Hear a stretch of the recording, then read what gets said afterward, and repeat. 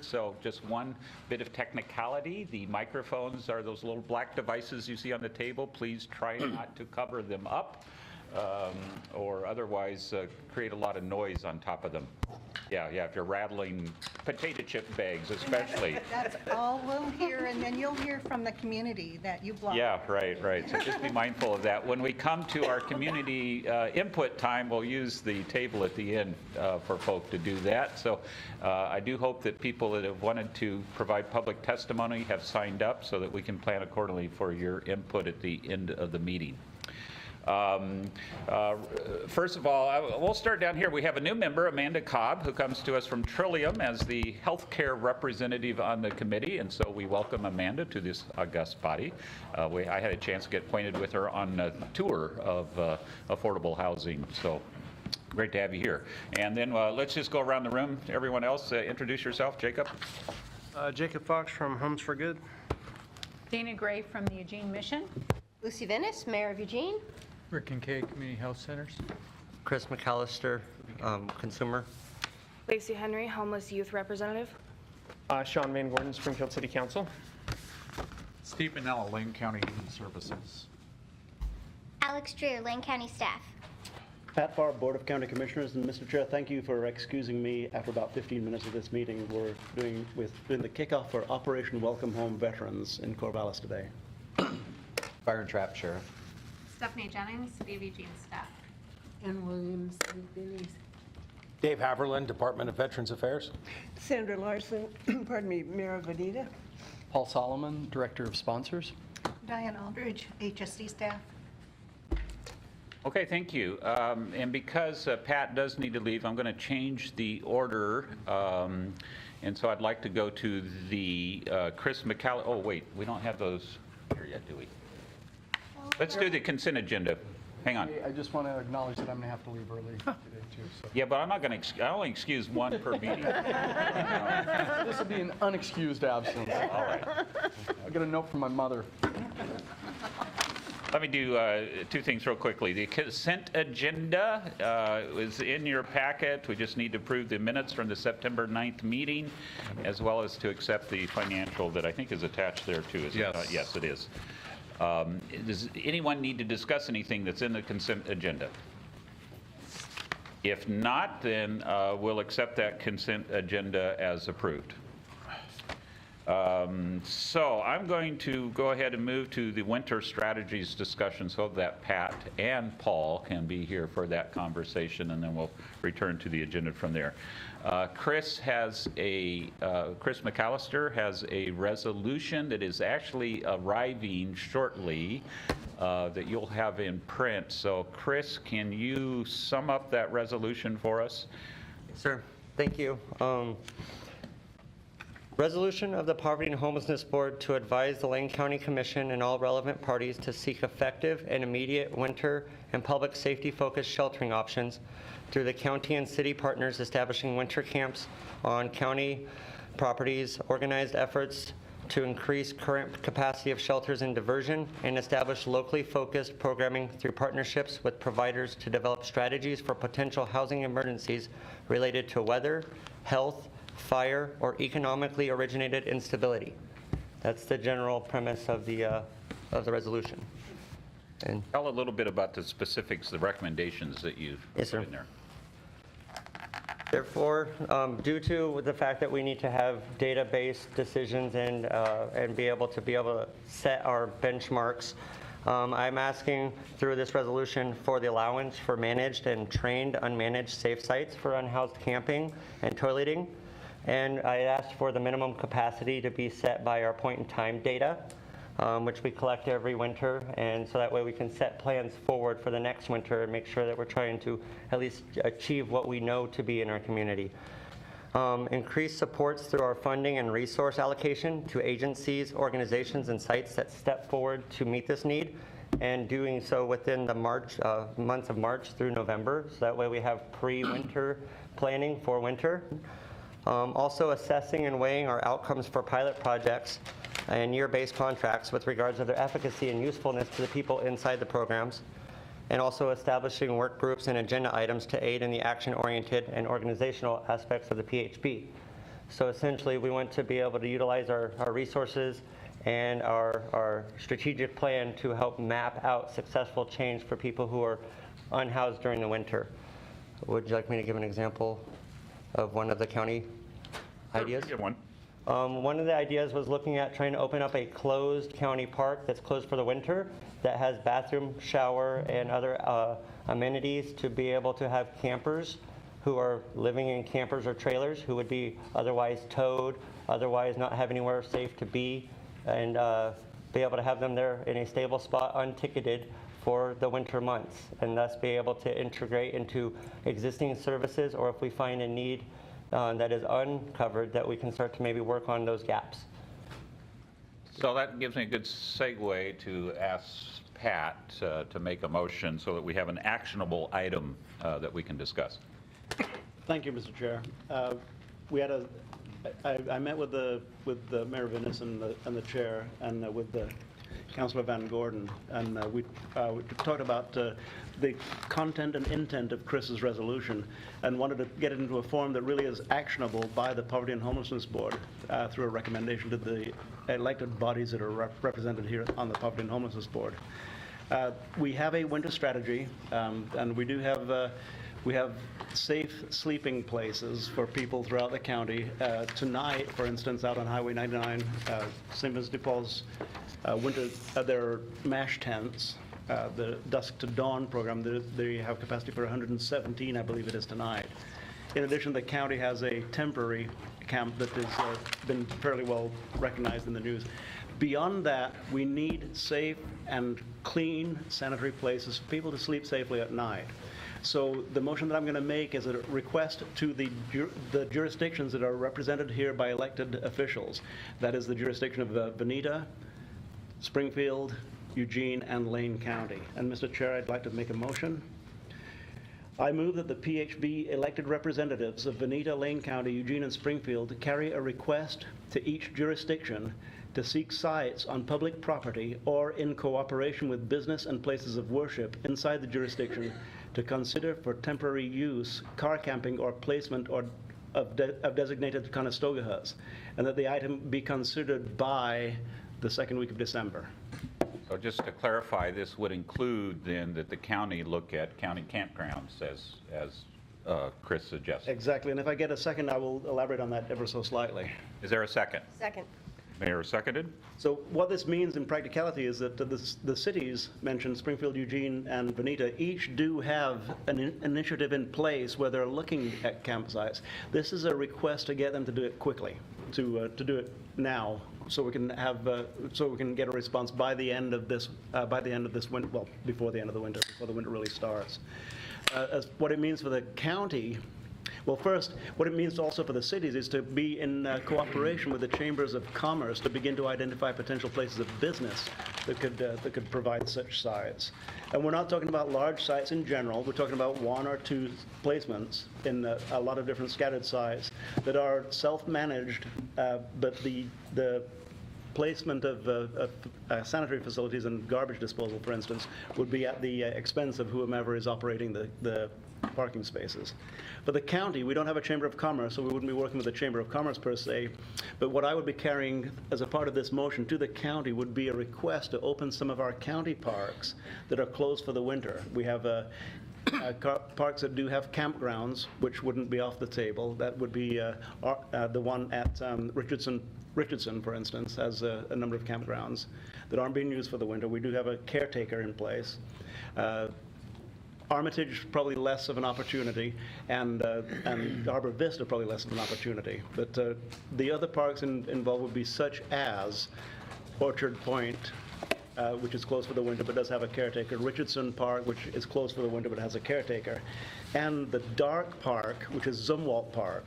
It's a closed county park that is operated in close cooperation with the Friends of Zumwalt Park. So none of these are without difficulty in the discussion, and none of them are without partnerships that would have to make it work. That's what I'd be carrying to the county if this motion passes. Mr. Chair, thank you. Discussion from committee members. If you have a question, you could write it out and pass it on to somebody, but only committee can speak. But if you can write something out and hand it to me, yeah. Okay, I parked for 10 minutes.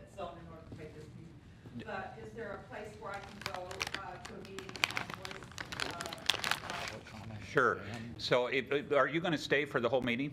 I can't. I park in a 10-minute zone. Okay. Board of County Commissioners. Yeah. Yes.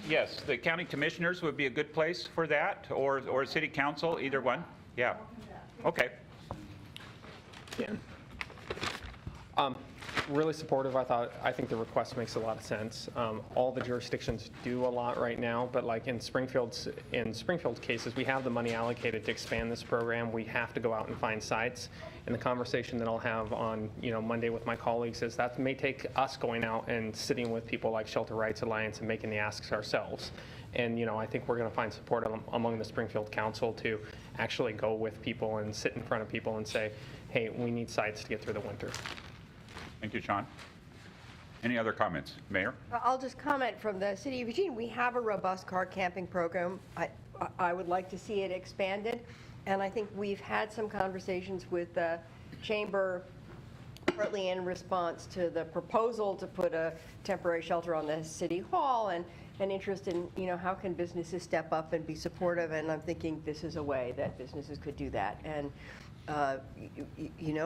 we impact people's lives one life at a time, and this is one way to step up. So I don't think council needs necessarily to act except to support and reach out to their wards to make it happen. Okay, thank you. Any other comments? Quick question on process. So if we approve to move forward, then at what point do we engage, like I'm thinking Friends of Zumwalt and others in terms of their perspective on this? And Mayor Lawson, pardon me, I'll mention this. With Zumwalt and county parks, it would be incumbent upon the elected official to have the body engage as soon as possible, because if we have a deadline before the next, before the middle of December, then it's got to happen right away. So this body wouldn't necessarily, maybe the executive committee of this body or the strategic planning committee of this body. Good. Mayor? Oh, I would just, Vanita, pardon me, is actually just initiating car camping program. And so it's in the works, and perhaps this could promote expedition. And I am curious if our car camping program would not be limited to winter months. It would be year-round. But you're looking for additional spaces for the winter, is that correct? Above and beyond kind of normal car camping? Yeah, and I think part of the recognition is just because being outdoors in the winter is especially harsh, that having legal places is just all the more critical where you can sleep. And so I guess when you're asking for additional sites, would it be in addition to the sites that we have already identified for year-round? If your additional site is a year-round site, all the better. So I don't think you have to say in addition to any other new sites you've added to it. Okay, thank you. Chris, go ahead. Direct response is yes. Any improvement is better than nothing. If we could have permanent sites year-round, power to it, because then we can use them as transition spots into our community and we can help multiple people. But because a lot of people are really responsive to the fact that we need to be safe spots for unhoused who are more vulnerable during the winter months, the propensity of dying is a lot higher for a wider range of people, that we wanted to make sure that whatever we have that's currently supported to continue to be supported, but the urgency is now because of the winter. Any other comments? Just all right. A brief before the vote. Passage of this motion gives directions to each of the 4 elected officials from those jurisdictions to take it back to their body at the next meeting. We have a motion on the floor to direct our elected officials from the respective jurisdictions. Finish that for me, Pat. Eugene, Springfield, Lane County, and Bonita. All right, all in favor? You need a second? Did we have a second? We have a second. Yeah, the mayor. Okay, all in favor, please say aye. Aye. Any opposed, please say nay. Any abstentions? Okay, measure passes. Now, you now have the full resolution, and I would just direct your attention to the bottom therefore. PHB recommends the following: allowance for managed and trained unmanaged safe sites, so on and so forth, increasing supports through funding resources, allocations to agencies and the like, assessing and weighing outcomes for pilot projects, and establishing work groups and agenda items. Any further conversation on the remainder of this resolution? Well, How can we get a copy of it? So I would ask those who have any additional copies here, not every member here needs to take one with you to pass that on. It'll be included in the minutes materials that are. This comes from a single individual, so it does need a second. Would someone like to second this motion? Okay, Paul Solomon is the second. Any further conversation?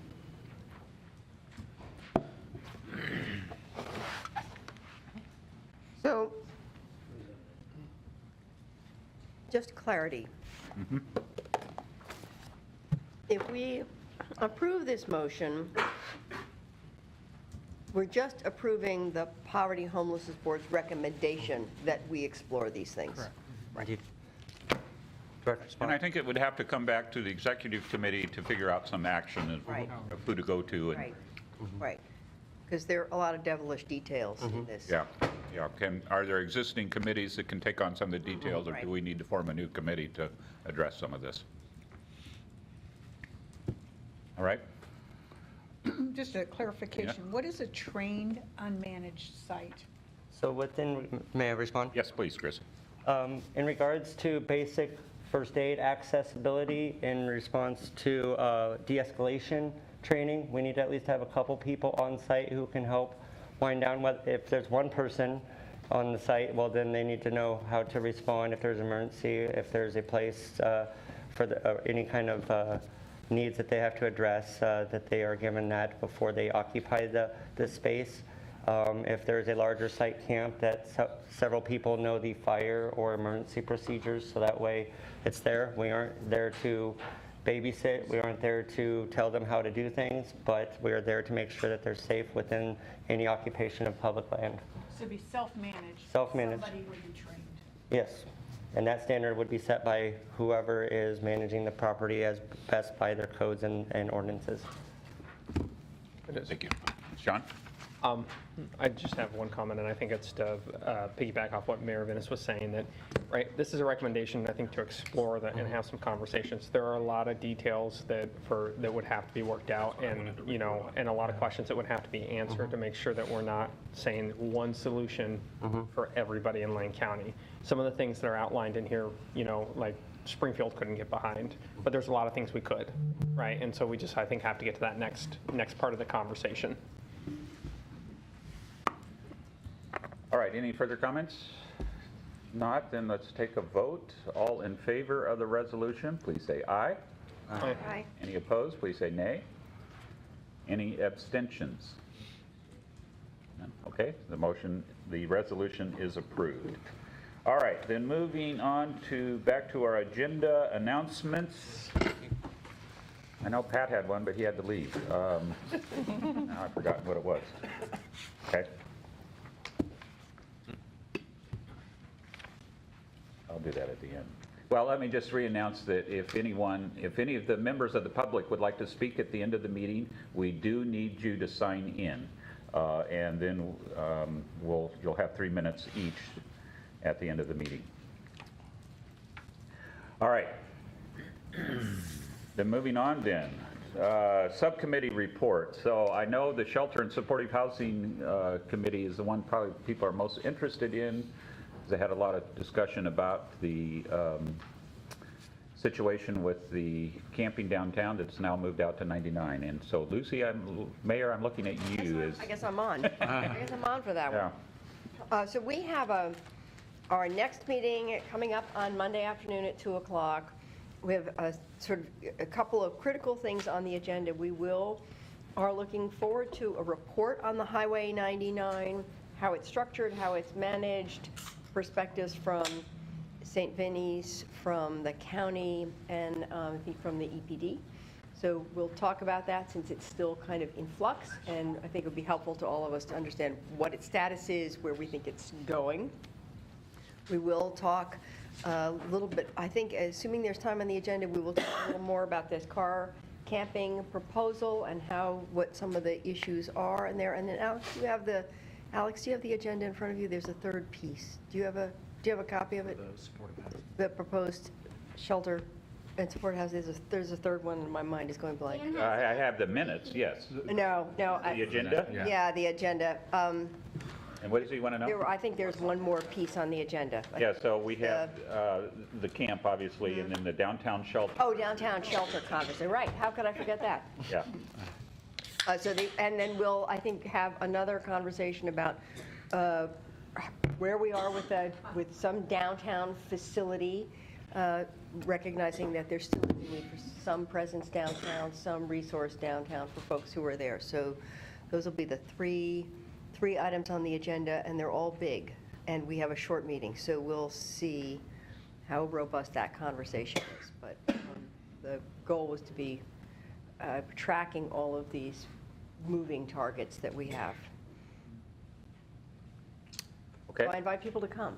And those meetings are at 2 o'clock. We meet at the Charnelton building, 2 o'clock on Monday afternoon. It'll just be from 2 to 3, so orchestrating that conversation may be a little bit tight. But we do, in those meetings, invite members of the audience also to participate. You can ask questions or comments in the discussion there, so a good opportunity to get a little bit into the details on some of those other pieces. So it's a meeting on the second floor in the Health and Human Services Right. building. Room Yep. 258. 258, yeah. Okay. Other reports. Are you done? I'm sorry. Youth. Lucy? Or no, Susan, sorry. So the Youth Homelessness Solutions Work Group's been meeting regularly since spring, as you all know. And we did, kind of in alignment with Chris's recommendations here, we did also have a recommendation that I'd like to read to the board, if we have time for that. So in coordination with the 15th Night and their Youth Action Council, our work group would like to respectfully request consideration of the following youth services provisions for homeless youth in Lane County. So opening a youth-specific warming center regardless of the external temperatures from October through February annually, and that this shelter would include the following: outreach workers, access to free laundry facilities for homeless youth, reusable hand warmers, hot food, showers, allowing for pets and animals, transportation, movies or activities would be nice, relational outreach, and clean blankets and bedding for youth. And we would like to request that this committee this body look at the possibility for adding increased funding to fund a shelter like that for the next biennium. Do you have an idea of number, what your target goal would be? We don't yet. We just briefly discussed this at our last meeting, so we can try to look at that more in depth, but this would be something that we would request that we kind of as a group gather information about what that expense might look like, what resources are available in our community that might fulfill that need. So this comes from a subcommittee of the board, a request that the board go on record in support of the concept of a winter warming shelter for youth that would operate regardless of temperature. And did you say dates? Between October through February. So October to February. All right, so it's not anything that we can just snap our fingers and make happen, but that we just go on record in support of that and direct. And I would think that would fall to the Shelter and Supportive Housing Committee. Like you need one more thing? Agree to that? Or It does sound like it usually be coming our way. Steve? Yeah, I just wanted to ask Susan, was there also discussion of the pod at Youth Services by the committee? Because there's currently a ongoing discussion. The 15th Night has initiated a discussion about leasing for a pod at Youth Services and using it for that purpose. It was briefly mentioned, but I think that conversation was very preliminary, and so we we really felt the need to make sure that we went on record as a committee stating this is a need in our community, and that could be a solution or a part of a solution. Okay, and what we've been talking about is that County Youth Services there are 3 juvenile justice pods, and this facility was built when they thought that they would be incarcerating more youth, and that's not what we do anymore. So there's one section of the building that has outside access that could be converted into use as a youth shelter. There's actually a private individual in the community who's been interested in providing some funding to get this started. So Nathleen Frenner, who is our manager of youth services, and I have been talking with them about this potential. So I think it makes sense that an update be given at the next youth committee, and that we can update the shelter and supportive housing group on the prod. So far, the request of the county has been just to use the space, and that at least for the first 3-year period, it would be self-funded and not require public funds for operations. So that's been the proposal that's been on the table. But as you mentioned, Susan, there are a lot of details still to be worked out. But also at all of those meetings, there's a youth representative from the youth council who has been sort of laying out what the youth are interested in. And then lots of questions about how this fits with the other things that we're doing in the community for homeless youth. Great. Okay, Chris, you want to Is say? there an existing motion seeking a second or a recommendation to modify? So this is a recommendation that comes from a committee. Doesn't technically need a second, I don't think, since it comes from the committee. Any other, do we need, so basically we have 2 choices. We can just approve the recommendation, or we can refer it to a committee for further study. Which the will of the body. It sounds to me like it's a recommendation that needs a little fleshing out, so I think it would make sense to refer it to a committee, and then maybe we can get together And would that get a little more, and that, I think, would have to be the shelter and supportive Shelter housing. and supportive housing, Yeah. okay. So then, Mayor, would you like to make a motion that we refer this then to the committee? Yes, so I would like to move that we refer the subject of a youth shelter to the Shelter and Supportive Housing Committee. All right, Second. Chris, second. Further discussion on the motion to refer to the committee? Please don't take that as simply kicking it down the road. I mean, we mean refer for action, right? Right. Yeah, and we have some good ideas. Any other discussion? I would just say, related to this and related to Chris's proposal list, I think what this is, and what we're learning from the Highway 99 site already, I think, is the clarity that we actually need targeted sites for specific vulnerable populations. We're experiencing that with Highway 99. It's not accessible for people in a wheelchair or with any certain disabilities, and now we're looking at youth, and so I think that's part of the overarching conversation for the Shelter and Supported Housing Committee to. And the concept of using the Servu Youth Justice Center for bringing justice for homeless youth is just poignant. Profound. Right, there you go, there you go. Words into plowshares. I could preach, but I won't. Paul? If I may, I guess as we explore sites, I would hope that we would do so looking at kind of geographical diversity within the community. I know that the Highway 99 site became an option of kind of a last-minute ditch effort, but we tend to have an over-concentration of services in those parts of town. Yep. And I get that people complain very loudly when we talk about doing things in South Eugene or downtown, but I do think we need to be looking beyond the usual spots. Yep, thank you for that, Paul. So we've got a lot left on our agenda. This has been very good discussion, but I would like us to move us along. So all in favor of the motion to refer to the committee, please say aye. Aye. Opposed? Any abstentions? Okay, the motion is referred. Thank you very much. Moving on then, so League, Chris. League is very active right now. We are currently helping out with consumer feedback of people, service providers who are with our continuum of care. We are also actively looking at winter strategies and ways to engage our unhoused, including next meeting we've asked to speak with Egan director and figure out what the Egan program's like, and we have also asked to speak with the county administrator about homeless strategies. And so pretty active, pretty robust, and pretty inclusive. Questions? All right, Mayor Larson, do you have a report from the Employment Committee? I do not. Okay. Cindy Perry, I think, could. Who does? My staff person could tell you what. Ms. Perry, please come forth. Give us a brief report from the Employment Committee. Come up closer. Yeah, the committee hasn't met since Sandra's last report. We're scheduled again to meet in December.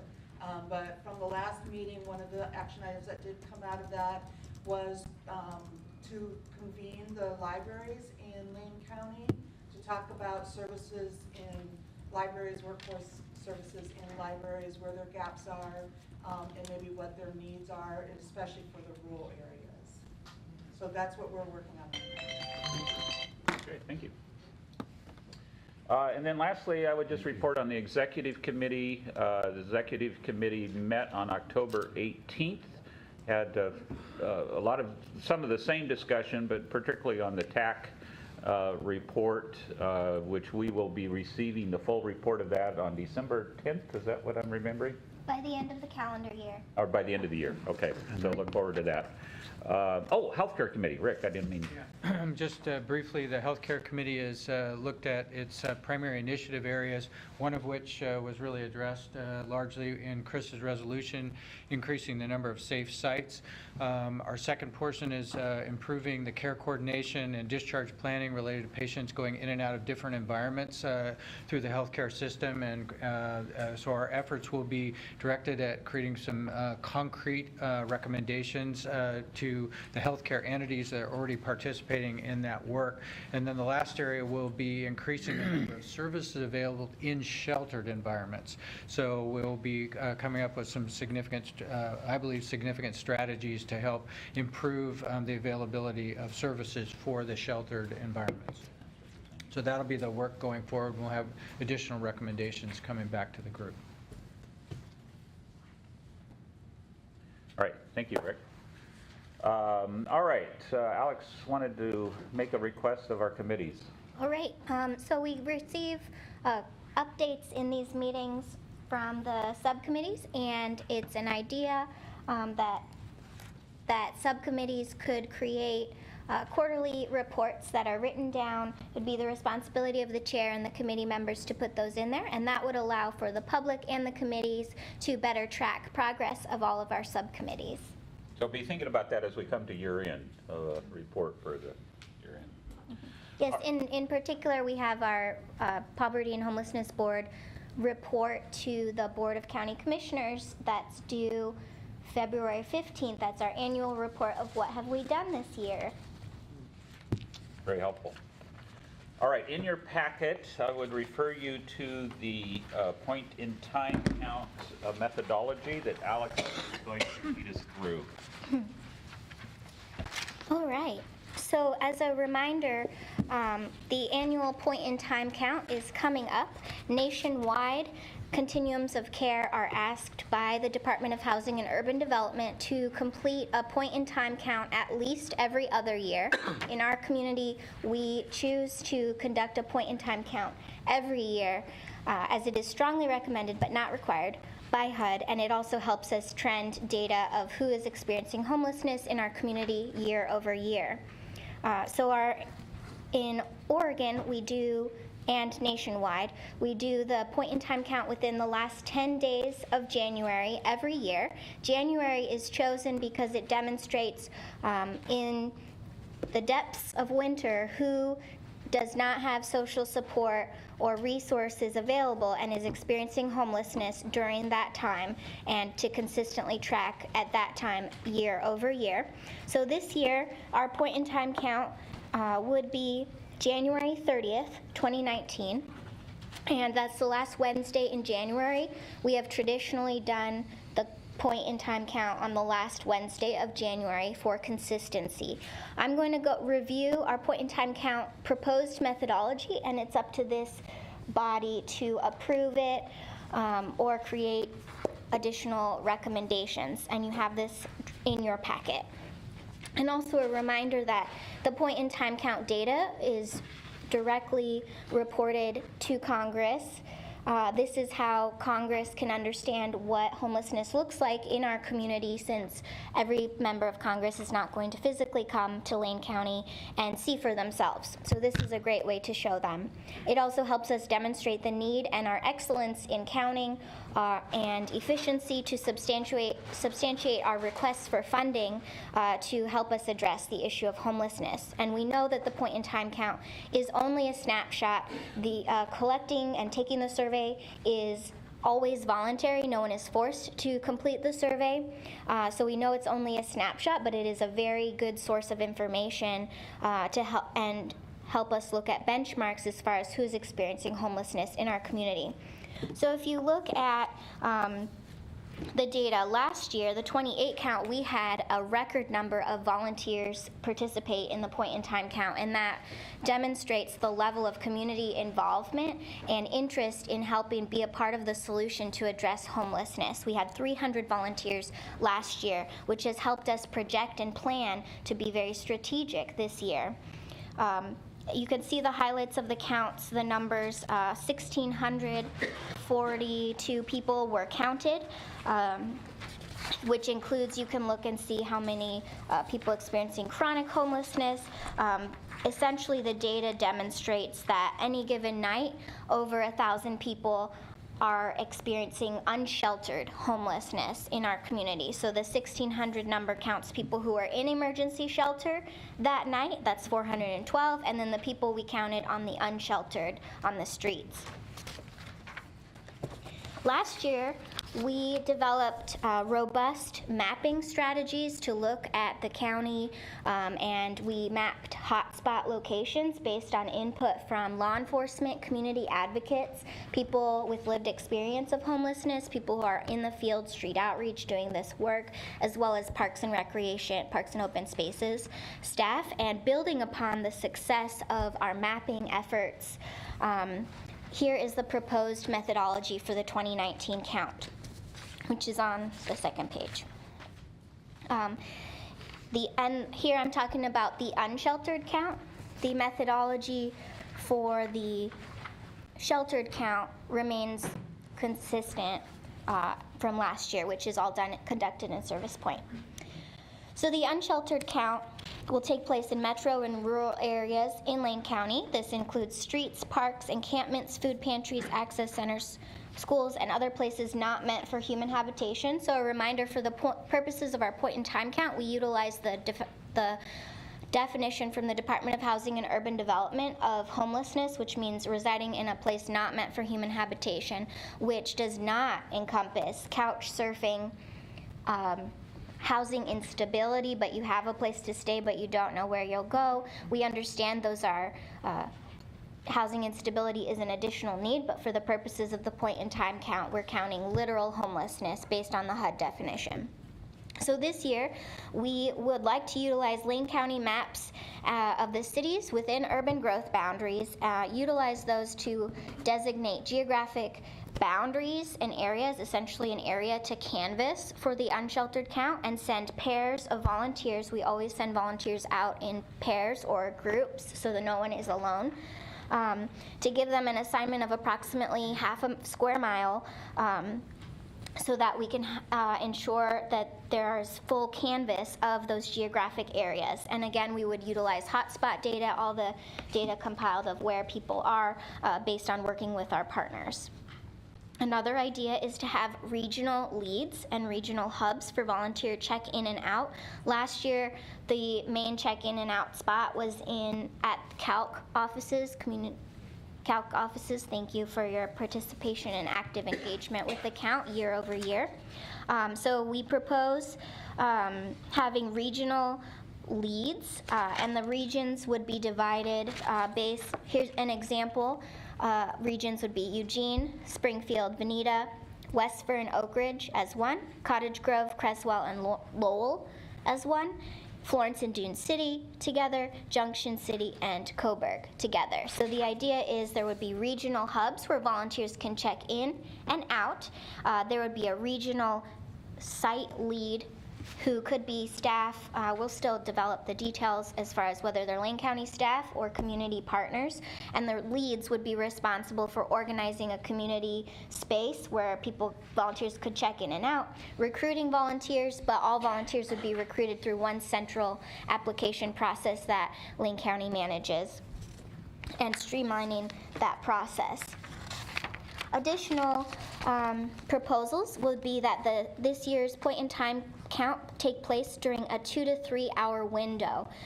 This burst would capitalize on full geographic coverage, so those maps, volunteers going all out at the same time, dispersing from the regional hubs for a 2 to 3 hour window, which will help us mitigate people moving, the time frame that people can move and be counted more than once in geographic areas.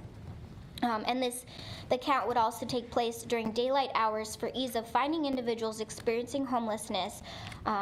All volunteers would be assigned to areas throughout the county and surveyed during the specified window, and this time frame would be developed based on input from people with lived experience.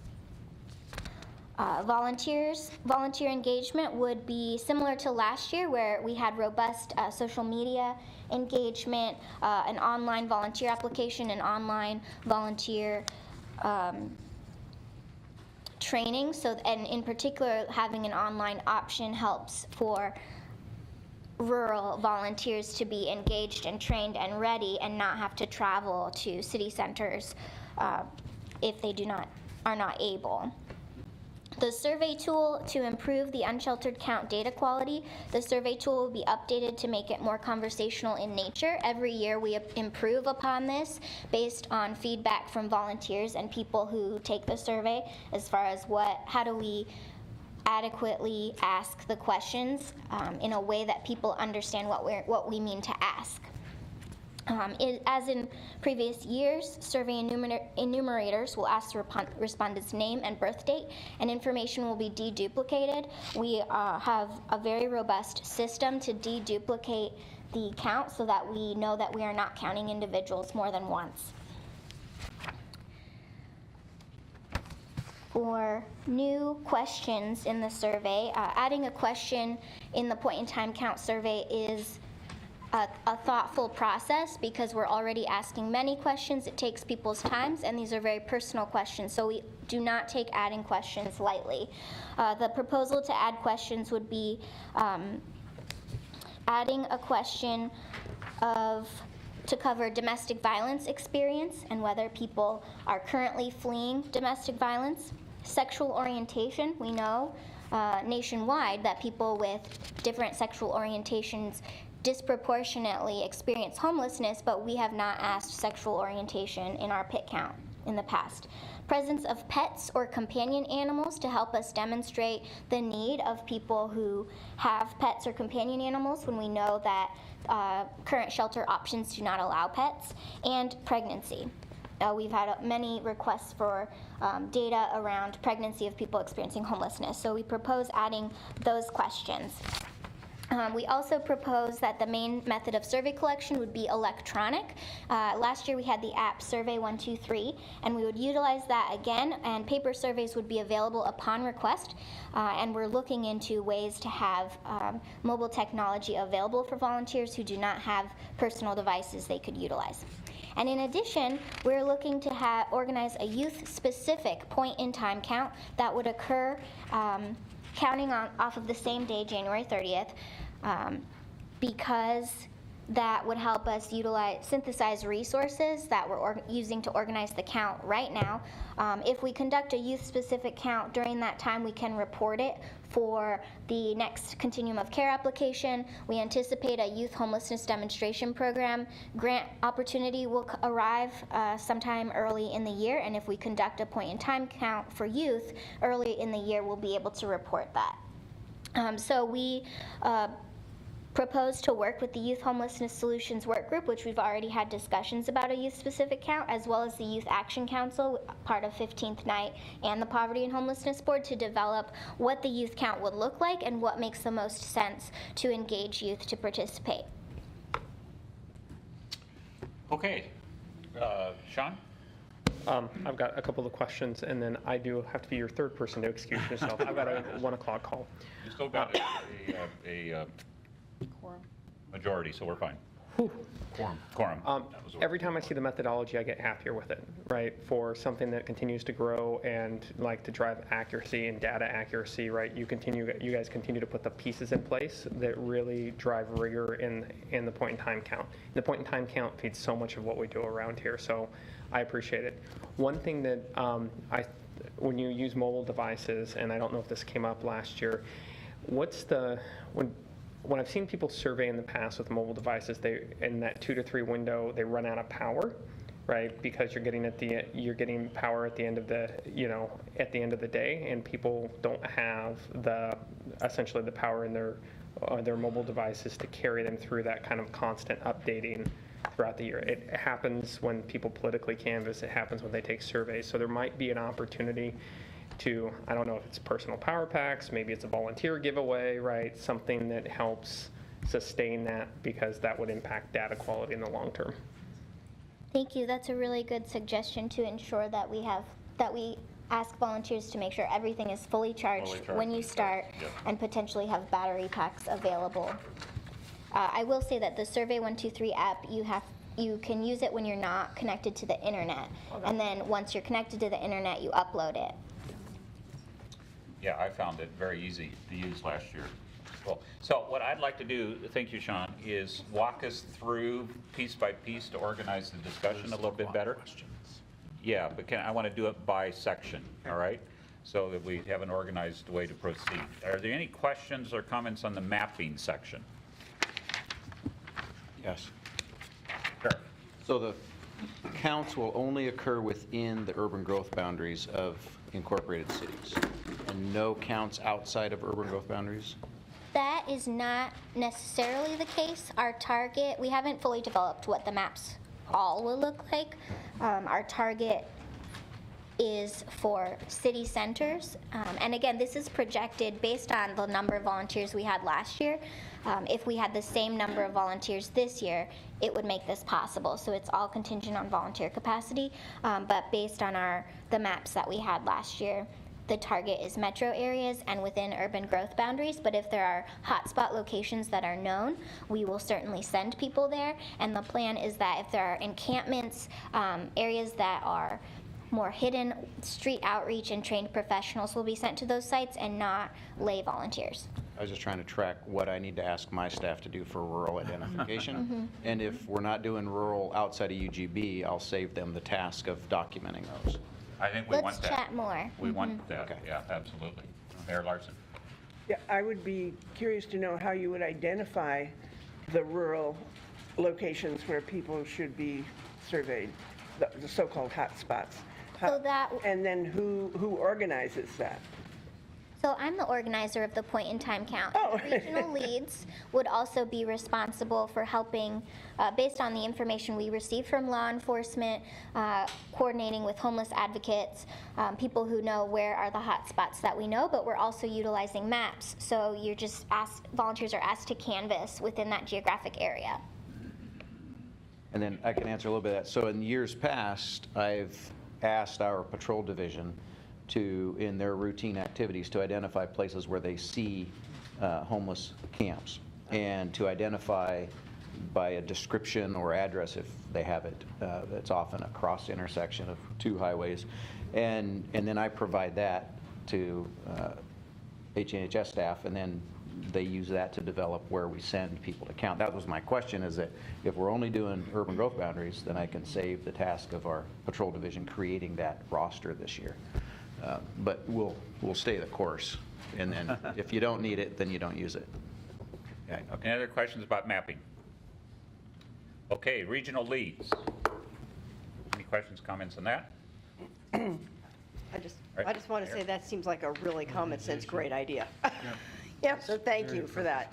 That just seems like a great improvement, yeah. Timing, so this burst concept of concentrating on a 3-hour window. Any problems, objections? You're fine with that, Chris? Having gone through some of the more hard to traverse areas, especially out in the out of the way pads, do we feel like we would have enough time to collect, say, the 40 camps that we found out in the rural area in my one small area that I was covering? I don't know that I could do that in 3 hours. Now, if you make it a little bit higher, 4 hours, maybe a little bit a waiver for the people who are on the external parts, that'd be cool. But if we're all a cookie cutter approach, it ain't gonna work for everything. But I really respect and understand this time window. It keeps us from having to mobilize in different ways, and I really appreciate that mapping. But my concern is the more harder to reach people are the ones who have been pushed out the farthest, and that's who we need to actually catch. So I'd like to work with League to, in particular, this says the time window is going to be based on talking with people with lived experience. I'd like to run that by League. Yes, ma'am. Thank you. Rick? I was just curious as to when you anticipate that window. Is that a midday window? Is it a late in the day window, a morning? Because it seems that activity in different populations may be different based on the time of day. So how you're going to hit that in a burst, I'm just trying to understand how you would calculate the best opportunity. The proposal is to discuss that with people with lived experience with League to determine what's going on in the community and what time window makes sense for our community. So there's flexibility.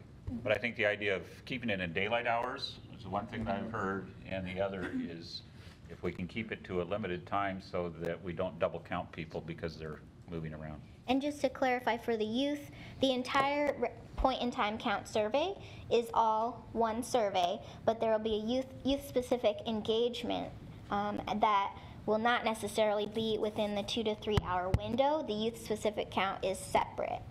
So that might occur at different times or phased. That's yet to be fully fleshed out based on the recommendations from the Youth Action Council and Youth Homelessness Solutions Work Group. All right. Any other comments on timing? All right, volunteers and the training, the online training of volunteers. Any of you did that before? You know what that's about. Pretty easy to do. Watch a YouTube video. Sean Murphy, did you have a question? Yeah, I just wanted to see if we were taking in consideration the people that are working in homeless, and when we pick those hours. So, because a lot of them will probably, I understand the safety thing too of doing it in the day, but for people who are working and living in their cars, they will. Yeah, so what happens when someone's at a daytime job, they get off 5, 6 p.m., they don't get counted? That's yeah. I would kind of second that for the mission. We have so many people that come to eat in the evenings that don't stay with us. We can count our service point folks, which I think we've done the last couple of years, so that gets our shelter count. But if you want to get people that are coming in to eat, that's... So is that something site-specific that we can do in a case like the mission where we have someone there at the evening during, as they arrive for meals, even if that's outside the window? Yes, so provider locations is another aspect of timing. For this timing, the burst, we're really talking more about the unsheltered street canvassing. Okay. Survey tool, any comments on that?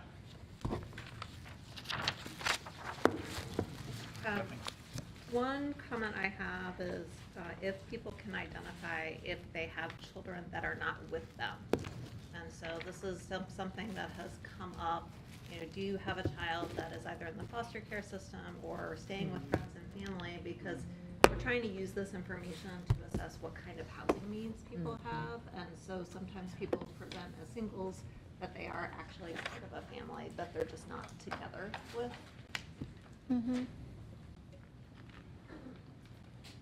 I will have to look at the survey tool to see how we currently word that. Okay. Earmark for a Earmark, little yeah. more research on that. And then lastly, the youth specific. Any comments on that? This isn't you specific, but there was a category about extra questions that's not in our packet. And so unless I missed it, but I have an extra question I'd like to have considered. Yeah, go ahead. So anything else other than what's here? So you can start us off, Chris. Okay, my question is, can we have a box that says is excluded or has timed out of current services? Because sometimes people are told they have options, but they have already been excluded. So that would help us when we're asking for monies or retooling. Maybe we can reapproach it from a different angle. And so if you're, because sometimes we ask, are you currently receiving services on our surveys? Not necessarily this one, but have you been excluded from services? Can you not reach these services? Something along those lines. That's something that we can consider. The point-in-time count survey is more of a demographic census. Of course, the challenge is you want it something that you can check off a box and not to fill in a. So have you been banished or extended your time? Because some people are transitionally homeless. So they have gone through transitional housing, they've been put in a place, and now they're back on the house and they can't get transitional, so they could be helped if we looked at things a little differently. So I know we look at RFPs and stuff for different types of housing, and so I thought that that might be something to help us with our Right, and I think that some of that information, if it's available, would already be in Service Point. So we would pull a report from that, but not ask it from the pit. Understood. Thank you. Okay, thank you. One of the things that I know is confusing to people that maybe aren't as close to the point-in-time count as we are is why the survey happens in late January, but the results don't come out till May. Could you just kind of remind the group as to what happens after the point-in-time count and why there's such a delay before those results are released? Yes, so the point-in-time count occurs the last Wednesday of January. Thank you, Mr. Fox. And then the next day, people email me and ask, what was the results? And I say, I would like to know too. So during the months of February, March, and April, our data team is doing the deduplication and data analysis of all of the surveys. And ideally, that mode will go quicker, having electronic data entry, direct data entry, and then HUD requires that we report by the end of April, traditionally, report our data numbers. And we do not report our PIT numbers until after we've told HUD, because HUD needs to be the first ones to know, and then we release it publicly. I think what's confusing to people is we sometimes read about reports from other communities. You know, Seattle came out with their report in March, and we're going, what the heck, right? So maybe they weren't playing by the same rules, or they have more staff to do it, I don't know what. Different practice. Yeah. Our practice is not to release it until we deliver it to HUD, and then it's final. And we know that it's final. And, And the data analysis does take quite a lot of staff time to that deduplication process. Okay, thank you. Rick?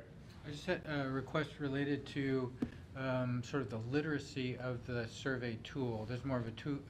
I found at times I had to explain the words, and that's my interpretation of the word. So if there's a way to somehow translate in a language that is easily understood by the population we're surveying, that would be extremely helpful. Thank you, Rick. Thanks for. Any other general comments?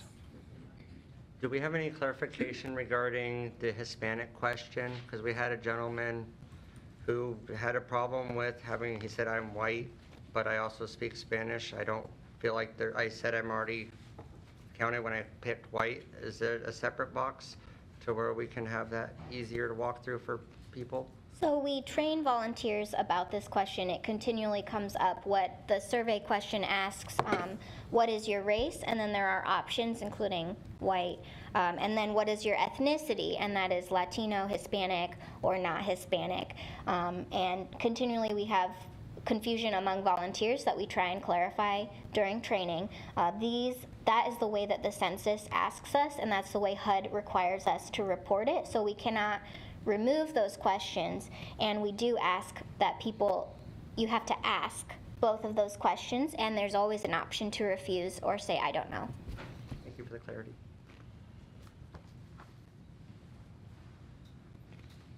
Okay, thank you very much for this excellent report and the good conversation.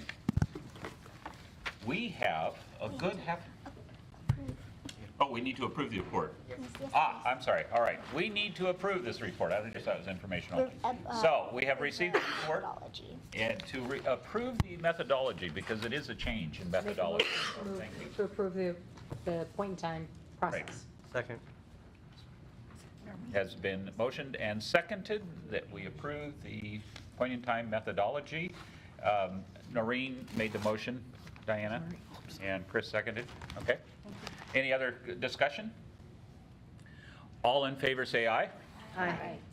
Any opposed? Say nay. Any abstentions?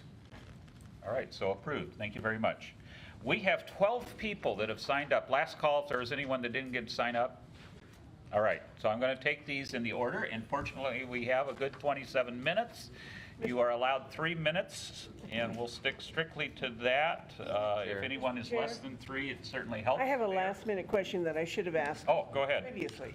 But since I am technically the representative for the rural, not just Veneta, my question is there anything in the motion, the first motion, that precludes my reaching out to the other rural communities with this request? No. I mean, why wouldn't other communities? So, because, yes, because we only have certain jurisdictions represented here, no, I think you can reach out to the other, your counterparts. Yeah, Yes. request them to do At the least same. on an informal basis, Absolutely, perhaps. please do that. Right. On our behalf, we would welcome that. Yes, thank you. All right, public comment period, please take note. But that's not what. Dan, do you want to call 2 names and have one standing by? Sure, thank you, Wayne, for that suggestion. I'll do that. All right, so we will begin. The first person is Majeska, followed by Chris Cunningham. Majeska, just come to the table. 3 minutes, starting now. When you sit down, I'll start. Give you a second.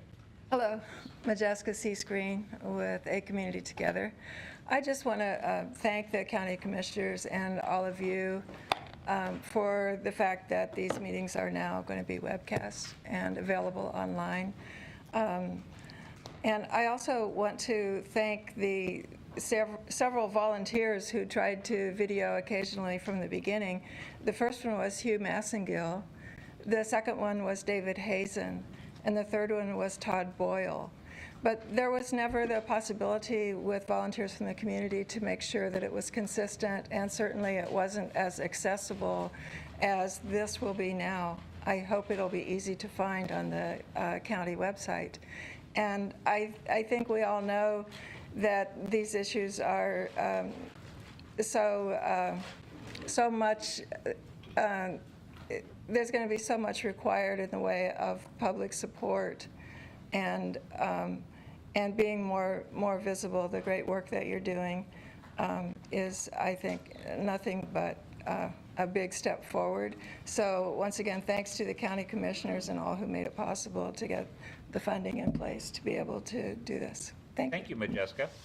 Chris, you're next. And then after that is Dora. You know, I'd like to follow up on something. I'm Chris Cunningham. I'm a community volunteer, kind of more boots on the ground than planner. And I did want to mention something, Alex, about the point-in-time count. You mentioned the 2 to 3 hour increment of time. And having done those, I find that if you're out in the Ferry Street Bridge area, or say in the parks, people are up and at 'em really early, and I think we need to get started a lot earlier. So I just wanted to comment on that for the point in time count. Here I am today. Today's the first day of Egan Warming Center season. And I and many other volunteers look forward to another year when we can help the unhoused community stay warm, dry, and safe, especially during those nights when the temperatures dip to 30 degrees and below. I wonder how much thought you might have given to this vital winter program and how it would function without the generosity of our local faith communities. In recent weeks, we've learned that the number of churches that open their doors as warming centers is dwindling. While it's true that we have hundreds of churches in Eugene, many of their buildings are too small to be used as warming centers and possibly not up to code. And quite frankly, there are other churches that say giving up their fellowship halls during the winter months is really quite difficult when that's their main center of gathering together. So on the heels of those comments, I've had in the last few months many conversations with people like myself who are just volunteers. And we feel the intense pressure of providing for those who have so little as their membership shrinks. This year, I'm more concerned than ever about relying on the goodwill and compassion of our faith communities to carry the weight of numerous other programs as well. Month after month, dozens of faith communities prepare free Sunday breakfasts. They provide full-course meals for families in shelters.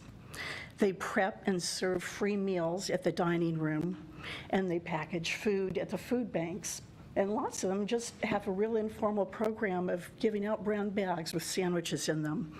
So I'd really like to start thinking more seriously about what services Eugene and Springfield provide at lower cost, because faith communities give their time, their money, and their facilities to life-sustaining programs. I'd like to start considering more permanent ways of sustaining programs for the poor and the unhoused, and at the very least, I hope we can all acknowledge that we couldn't offer these services without our faith communities. Thank you. Thank you, Chris. And by the way, do please introduce yourself, as our last two did so beautifully. Dora, then followed by Jerry will be after Dora. Please, have a seat. I'm Dora. And I just came to talk today about fair housing, and I'm wondering if fair housing is included in all these different solutions that we've come up with today. The fair housing piece keeps recycling a lot of people into homelessness, and we're not addressing why people are becoming homeless. In fact, we're furthering it at these different places where we put people, or where people are. We're actually taking away their right to fair housing where they are, where they're sleeping.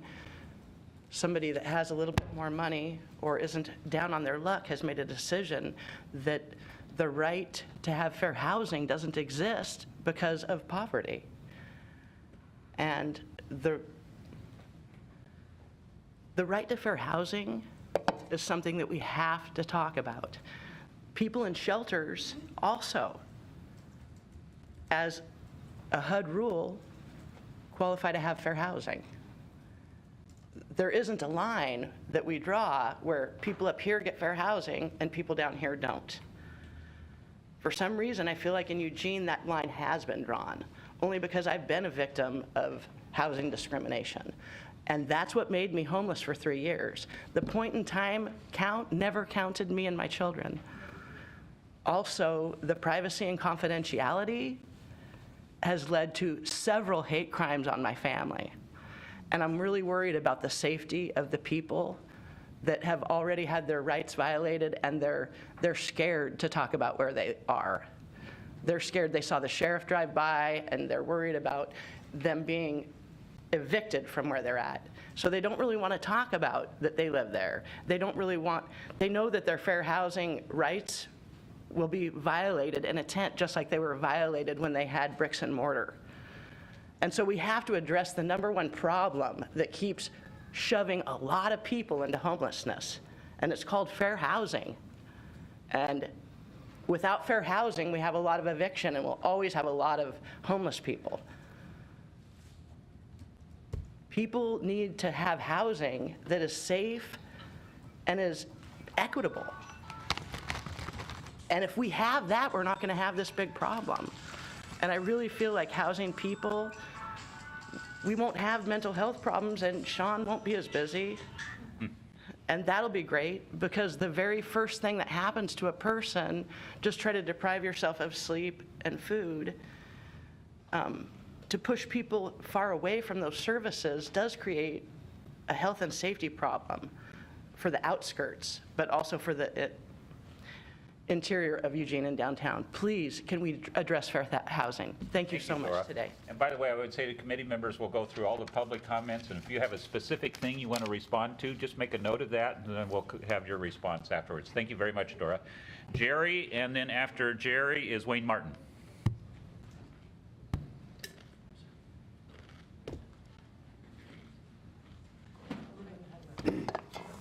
I've been a social worker since they began that idea, practically. 1965 to 70, I was a welfare social worker. And unfortunately, that kind of work doesn't continue. And as a result, we have homelessness. It's a result of not providing income for people. That's their problem. You can name all the other things, mental health, abuse. If they don't have money to pay rent, they're homeless. And I think that we need to really do something about getting data. When you're looking for people who are hiding, you're not going to find many of them. But data is there. There's all sorts of human service data. The best would probably be the SNAP data. Every single month, they tell how many people who get food stamps have zero income. Zero income. Zero income, you cannot rent any place with zero income, and the numbers are fantastic. They hide it, even though they are part of you. They do not produce the fact of the zero income or the people with less than $350 a month. Nor do we know how many are dropped from their programs under the current repressive work-related cutoffs that are happening in SNAP and in TANF. But there's data on all these things. SSI data is out there. We all know that SSI currently does not provide enough rent for our local market. So that information should be collected. They probably don't have good data on how many of the SSI people are homeless, because if you tell them you're homeless, they reduce your amount that was supposed to be for rent, and that is horrendous. So that they don't really know how many are without housing. TANF has got a work requirement program, and as a result, we have thousands of children homeless. It makes no sense whatsoever that we have a program to help families with children, and we have in our community thousands of children homeless. It makes no sense whatsoever. Seconds, Jerry.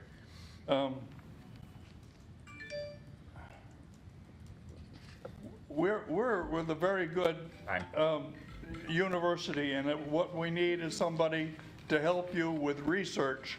Thank you, Jerry. And I think that will help you a whole lot. Thank you, Jerry. Because there's information at jails and probation officers. Everybody knows who the homeless are. Thank you, Jerry. All right, next up was Wayne, and then Heather.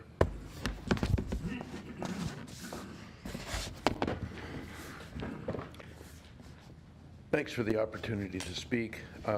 I want to read you from a letter that I have written to the commissioners. I thought it would be appropriate that you got a chance to hear it as well, and I'll do that as quickly as I can. I want to commend you for your part in establishing a safe outdoor shelter on Highway 99. Grateful for your clear desire to assist homeless adults and children in finding safe places to sleep, store their belongings, make progress toward having income and housing, and most importantly, simply to belong to a supportive community. Pause.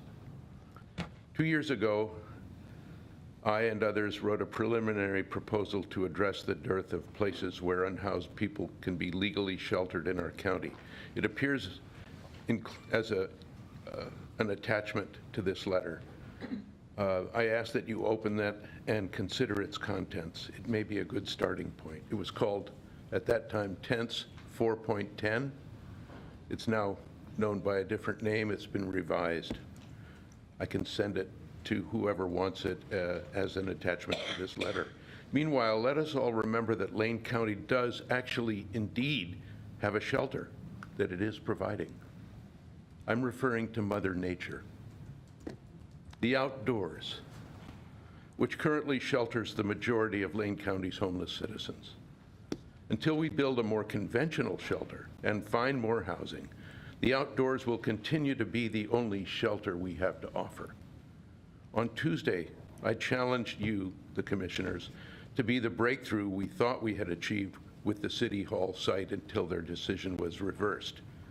Your chance now is for a breakthrough, and that is to find and facilitate additional outdoor sites. As I stated above, the only shelter we have. To work with those who've been living in that outdoor shelter, along with advocates who assist them, as well as working with them to protect the natural habitat that provides that outdoor shelter.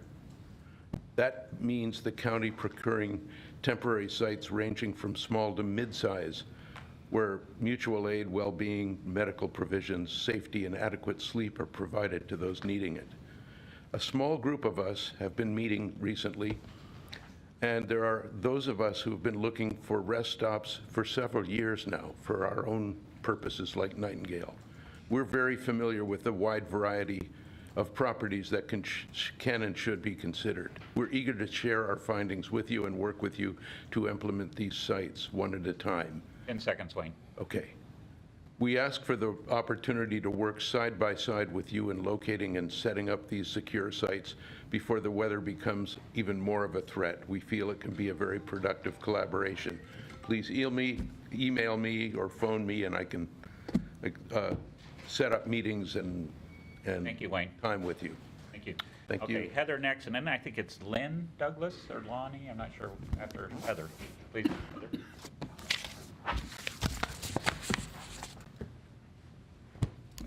Hello. I'd like to talk about a few things. One, I wanted to add to your point in time count. One thing I think we really need this next time is a better mobile group for counting people that are in their cars, because there's a lot of people out there, and I wondered if you could also consider a recommendation to do a moratorium on enforcement for 72 hours before the count, so that it would be easier to capture those people who are sleeping in their cars. Then there's 3 action items I'd like to ask for your prioritized focus. One is the inclement weather shelters. I'm really concerned that the tax study doesn't talk about Egan as though it's part of our critical infrastructure. We know they're opening their doors tomorrow at today actually, 40% lower than normal. We really need walk-in bad weather, low barrier shelters to extend Egan's capacity now and our community's capacity. This week, particulate matter was unsafe for sensitive groups, and dusk to dawn tents do not provide adequate filtration. There's a lot of sensitive groups that stay in those dusk to dawn tents. We really need a plan B. I'm a member of the Coalitions for Organizations Active in Disaster Response. We met in October with the emergency manager to try to come up with a plan B. And unfortunately, in our drill, we realized that we could not come up with a plan, and that we didn't have the capacity to be able to respond. People really need indoor space day and night. So the second point I wanted to make is really we need a gathering space to be able to bring people together to offer services. We need safer, low barrier indoor shelter so people can just come in as they are and access services. And we need better coordination with the COC to make sure that providers can bill for existing services. Climate change will continue to bring more refugees to our community, and we need a place for sustainable access and service system navigation. Last, sanitation. We need more toilets, needle drops, and trash services where people who live unsheltered camp. Business owners are often willing to pay for these services, especially in the urban areas, but because of the lack of toilets elsewhere, they have to get pickups twice a day, and they can't afford that. I mean, it's like thousands of dollars a week. We need government help to make this available, and this would really help with our public health. Thank you. Thank you very much. And is it Lynn or Lonnie Douglas? Lonnie. Okay, thank you. No problem. My pen was running out of ink. Yeah, just go ahead and introduce yourself. My name is Lonnie Douglas. I'm a board member with Eugene Springfield Solidarity Network. I'd like to, first off, for your strategic winter plan, thank Chris McAllister for the work he's doing with the campgrounds. Real excited to see people hopefully being able to park at Richardson Campground and then a whole bunch of other places, hopefully, that I wasn't even thinking about when I first talked to you about that. Really good work. I'm kind of curious about, we obviously need places for the 1,500 plus unhoused in our community to be able to sleep and be safe at night. But we also need something during the day for them, some sort of a day center or something, someplace where they can go and get services, whether those services are just being able to wash their clothes and take a shower, or maybe services that are able to help them transition out of homelessness into temporary housing, hopefully into full-time housing, be able to get services if they have mental health issues, and to help our seniors. I know I walk by it all the time, Charnelton and Broadway. There's a huge area, basically it's for lease. That big office space there would be a great place for some sort of a service center. I know I'm just throwing that out there, but what I want to get at is we need to start going at our local businesses. We go and we rail at the city council, we rail at the county commissioners. I live in Springfield myself, and I'll probably go rail at my buddy Leonard there on the city council over a beer, the next time I see him. But local business comes to our government and they say, do something about the unhoused problem. They need to start coming up with solutions. We have a lot of people in the community who come up with solutions, but understand they don't want unhoused people in front of their businesses because they feel it affects their business. Then they need to step up and they need to be part of the solution. The truth of the matter is, as politicians, you're that block between business and us, the community. So I think that the community needs to start engaging a little bit more with our local businesses and trying to encourage them to be a part of the solution, not just complain about it. In the service, whenever one of my sailors came to me and told me, hey, this is a problem, chief, I said, okay, how are we going to fix it? That's always expected of us as community members, but when they come to you, when local business comes to you and says, you need to do something about these people out on the street in front of my business, the response should be, well, what are we going to do to fix it? How are you going to help us fix it? And as community members, it's our responsibility to encourage business just as much as we encourage or come to you as politicians to fix it, to encourage our local business owners to fix it, and our neighborhoods, our neighborhood associations. Thank you, Lonnie. Okay, cool. David Strawn, and then George Neely. Did you sign? George, is George here? David's next. You didn't want to talk? I did not say yes. Okay. After David is Sue. So go ahead, David. Yes. Good morning, board members, council members. I appreciate an opportunity to talk today. Some of you guys are probably tired of hearing me talk. Some of you guys I haven't had a chance to speak before.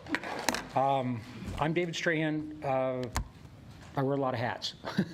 I do direct outreach. I'm doing direct outreach for almost 20 years now, river cleanups for almost 15 years, and looking at alternative forms of housing and try to do what I can with what I have. That being said, I had an opportunity to spend most of yesterday at the Highway 99 site.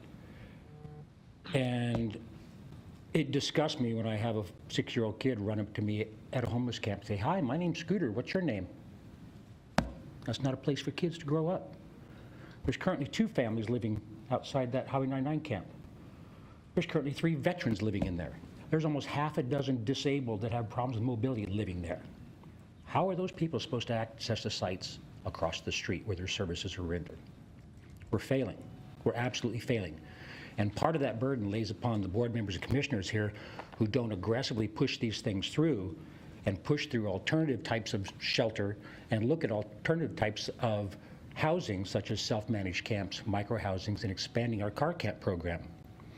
I appreciate the comment about how our car camp success is going. There is a huge waiting list.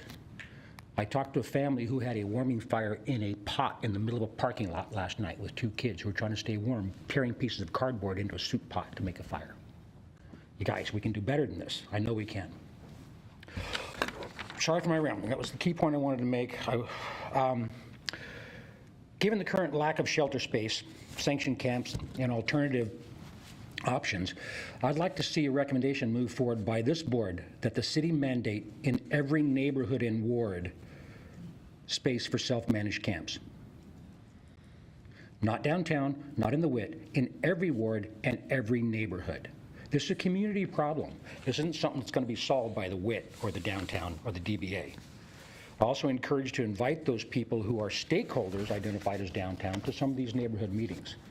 So my request, and I hope I get an answer at the end of the comment period, is that I would like to see this board move forward a recommendation to the city managers and city council that in every neighborhood we immediately identify places for car camps and sanctioned campsites that are self-managed with resources coming in, such as St. Vincent's, on a daily basis to meet the needs of those people. Some of those sites could be specifically for youth, such as we identified the LCC downtown, which isn't viable for sleeping, but certainly a great youth center. The city just recently agreed to purchase the eWeb property. That is a beautiful covered place. How are we going to handle our current fire and political refugee victims that are already here in Eugene? I met a woman yesterday. Thank you, David. All right, next is, who did I say? Sue. My name is Sue Gallego. Oh, go ahead, have a seat, Sue. I'd like to stand if you don't Okay. mind. That way I have, Sure, if you, okay, yeah. just talk loud. I have 3 words: facilitate, nurture, and consolidate. You know, I think that Eugene has been pushing the homeless around, bullying them from one place to another. And, you know, I get up in the morning, I sit and have a cup of coffee. I want to relax, I want to wake up, I want to get warm, I want to think, I want to look at the beauty around me. And people have to get up and move themselves and then go where? They have no place to go. So, you know, what I see is that randomized services, I think everyone in this room cares. That's why we're all here, you know, and I think that it's appreciable that people really put themselves out and want to find a solution. But I think that, like Berkeley, California, you know, they have the People's Park. You know, you have to have a central place, a central location for these people to be. And with consolidated services, resources, networking, these people need kitchens, bathrooms, they need toilet service, they need kennels, they need a communication area, they need things for their kids. And you can't put kids in a warm, safe, nurturing environment without their parents. Their parents may feel reassured, but children are going to feel pain and anguish for their families. They want to be together. It has to be a family affair. And you know, we need to change our attitude. There could be roving potlucks. Each section of the city could be designated. Hey, you guys up here in this area, it's your turn. You know, put together a potluck. Do it through your neighborhood organizations, or your church organizations, or your neighbors, your friends. Put some food together and come down and nurture. serve food, bring entertainment. You know, there's a university with people who know how to play music, who know how to act, who put on magic shows. I mean, you know, it could be all kinds of things. Kids need to have like vouchers, entertainment things where they can go to a film, they can take their family, and you know, people want something to look forward to. Friday night after you get off work, what do you think about doing? I want to sit down and have a beer. I'm going to go join my friends. I'm going to go take my wife out to dinner. I'm going to, you know, do something special with my family. I want my husband to you know, have a good time. And, you know, I mean, it's like everything is toward nurture, entertainment, camaraderie. Imagine day after day you don't have anything to look forward to. Just another goddamn gray day. You know, a day when you don't have a place to go, nothing. You know, it's just that when things happen, and I mean, like, stop looking at these people like they're problems. If they move out of a campsite and there's trash, my God, if I don't have trash service, if my toilet goes out, my washing machine breaks down, I don't have food in the house. Thank you, Sue. What do you do? Yeah. Kindness. Community. Thank you. We only have 2 left, so I beg the indulgence of the board just for 2 more comments. Zandi, and then Bernice. I work with people, ally with people who feel strongly that we shouldn't alienate you, and therefore we should compliment you. I'm sure they're smart. They're smarter than me. I think you're doing a pathetic job. If you weren't doing a pathetic job, we wouldn't have the people ghettoized out on Highway 99. Those children there, thank you, David. I met one myself last night. Okay, that ghettoizing is tyrannical. They deserve to be visible and central. When people are protesting in front of that courthouse in the center of our downtown, that's like the center of democracy, right? And so when you squash that camp, you are taking away those voices, and you are ghettoizing them out there. And it is as bad as what Trump does. There is no reason at all not to open that City Hall lot as planned. The business community doesn't like it, well then you start a major campaign, educational campaign for the business community, and you let everybody know these people are not a danger.